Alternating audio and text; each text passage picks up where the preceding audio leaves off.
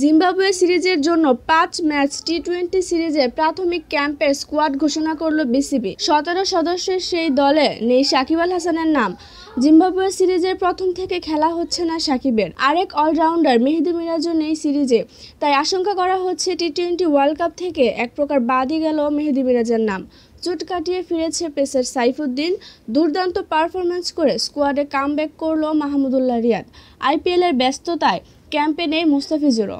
স্কোয়াডে জায়গা পাওয়া প্লেয়াররা আগামী ২৪ থেকে ২৬ এপ্রিল চিটাগংয়ে ক্যাম্প করবেন। এই ক্যাম্প থেকে চূড়ান্ত দল ঘোষণা করা হবে। এক নজরে দেখে নেওয়া যাক বাংলাদেশের জিম্বাবুয়ে সিরিজের প্রাথমিক ক্যাম্পের স্কোয়াডের ১৭ জন প্লেয়ারের নাম।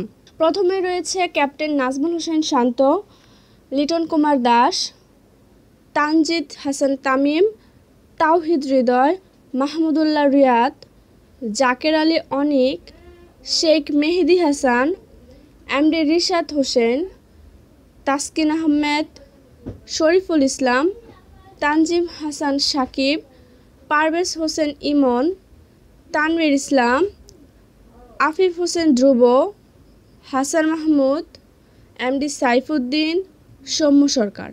এদের উপরই অনেকটা নির্ভর করছে বাংলাদেশের বিশ্বকাপ মিশন।